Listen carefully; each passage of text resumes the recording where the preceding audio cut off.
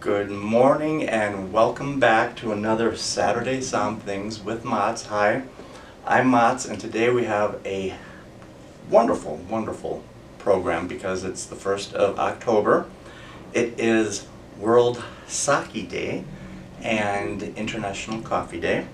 And today, konnichiwa, I have my good friend Allyson, who's a wonderful sake expert, back with me to discover these wonderful sakes. But before I hand the reins to you, I want to tell everybody that it is the beginning of Breast Cancer Awareness Month, and myself and Larry from Summit Mountain made a huge pink ribbon, hung it on the corner of the champagne bottle at Argonaut. So come on down and look at that because Argonaut cares.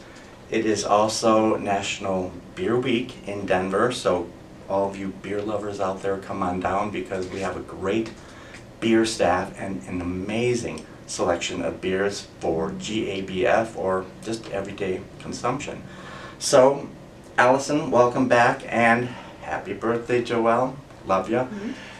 Welcome. So tell us about World Sake Day and these wonderful sakes. Well, so World Sake Day is basically just to celebrate this beautiful thousands-year-old beverage from Japan. It has the same kind of history that wine does, but because it's limited to one country, on an island nation, we don't know as much about it. So it's not as ubiquitous as wine, pardon, but it is just as versatile and it's just as delicious.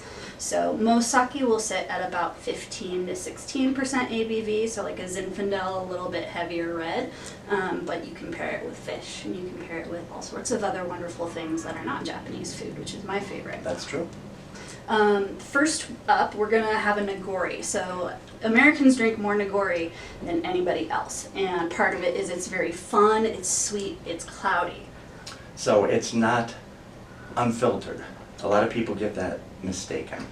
Correct. So just because it has the solids in it doesn't mean it's unfiltered. When sake is fermenting, it basically looks like oatmeal. It's big and chunky. You don't want to drink that. So if you want to make a nagori style, you either have a very coarse mesh when you filter it, or you can add a little bit of what's called the kasu, or the cake, after they press it, back in, and that is what creates this cloudy style.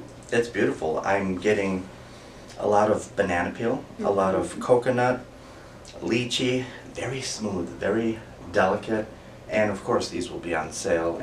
It's just a nice aperitif going into, say, a sushi dinner or something. Fried chicken. Fried chicken. I'd have this with Thai food. It has a little bit of that complementary to lemongrass quality. Have it with something spicy, maybe buffalo wings. I just like chicken wings, so. And keep a note to our viewers out there that I did chill these.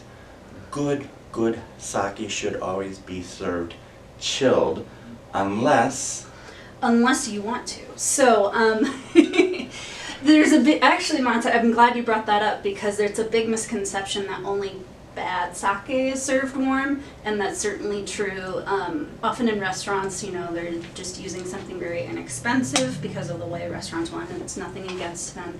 However, anything can, except for nagori, do not warm up nagori, it's going to be weird.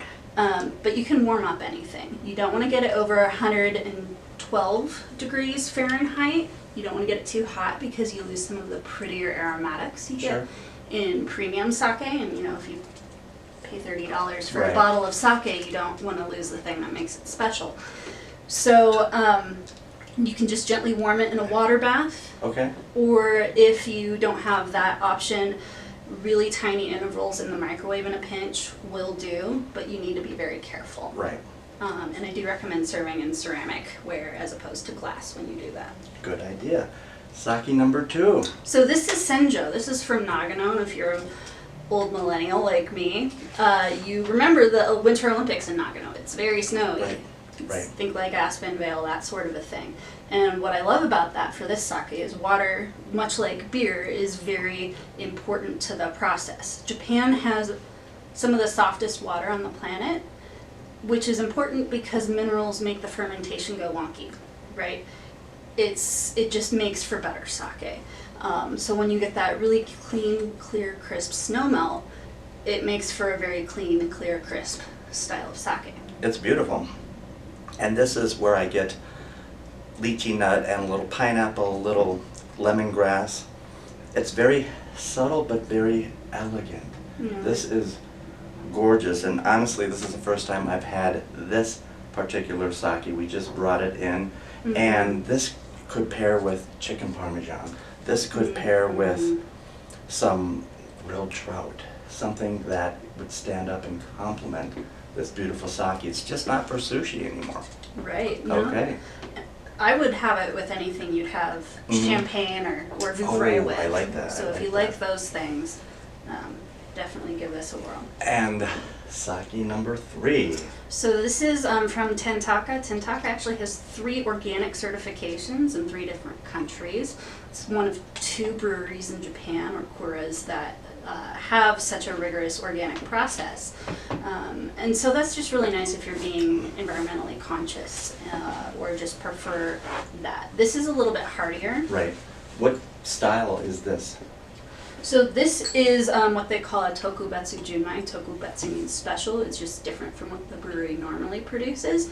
Junmai means there's no alcohol added and it's just made from rice. In modern sake, the alcohol addition isn't to thin it out if it's premium sake. We want to keep in mind that most sake is very fairly priced for the quality level. But it is to release some aromatic esters. So if you want something lighter, floral, and more pretty, don't get a junmai. But if you want something a little bit earthier and rustic and hearty, go for a junmai. This is beautiful. Mm-hmm. White gardenias and peach blossoms and plumeria. Like you said, it's very floral, yet still tropical with finesse. Beautiful, beautiful. And time is going by so quickly. You're just one of the best guests that I have, so we have to go on to sake number 4. You got it. Okay. So I call this the whiskey lover's sake. This is actually aged for 3 years in tank. It's meant to say star-filled sky. It's because the prefecture Tottori, where it's from, is very sparsely populated, so you can go out in the dark at night and look at the beautiful heavens and really take it in with a glass of sake, presumably. So what that aging does is it adds this like buttery richness to it. So if you're gonna have like steak, or you're gonna have yakitori, or you're gonna have just kind of really hearty meals, this is a wonderful option. You get hazelnuts, you get toasted almonds, you get a lot of bourbon-esque qualities that come with a color like this that are found in bourbons that just make you all warm inside. Like I said, hazelnuts and toasted almonds and macadamias. It's just beautiful, and I'm so glad that you're introducing these sakes to Argonaut and to our public, because we have a huge following in the land of sake. Yeah, if you ever see me here in Argonaut and are looking for sake, you're welcome. I'm not here all the time, but you're absolutely welcome to pick my brain, and I will show you all the good things. Yes, and so I can't thank you enough, domo, and ikadakimasu, which means to your health in Japanese, and it's been so nice having you back, introducing us to the world of sakes. These are on sale. We appreciate your patronage, and come on down, because sake is just so versatile and tasty. And Allyson, thank you. Kanpai mats. Okay.